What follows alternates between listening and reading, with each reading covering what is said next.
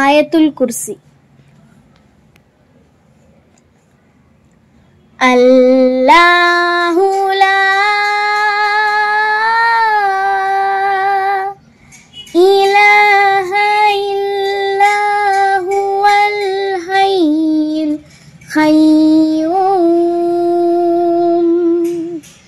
లా తఖుజుహు సినతున్ వలా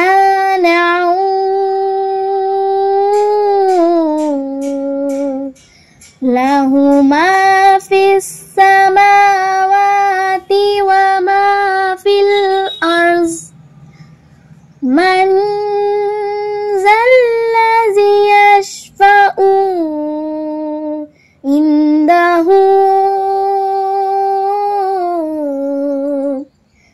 ఇల్లా బిఇజ్ని యఅలము మా బైన ఐదీహిం వమా ఖల్ఫహుం వలా యుహీతూన బిషైఇం మిన్ ఇల్మిహి ఇల్లా బిమా షా వసిఅ కుర్సియుస్ సమావాతి వల్ అర్జ్ వలా యఊదుహు హిఫ్జుహుమా వహువల్ అలీయుల్ అజీమ్. ఆమీన్. తర్జుమాయే ఆయతుల్ కుర్సీ. అల్లాహ్ నిత్య సజీవుడు, లోక స్థిరంకరుడు. ఆయన తప్ప మరో ఆరాధ్యుడు ఎవ్వరూ లేరు. ఆయనకు కునుకు పట్టదు, నిదుర సోకదు. భూమిలోనూ ఆకాశాలలోనూ ఉన్నదంతా ఆయనకు చెందినదే.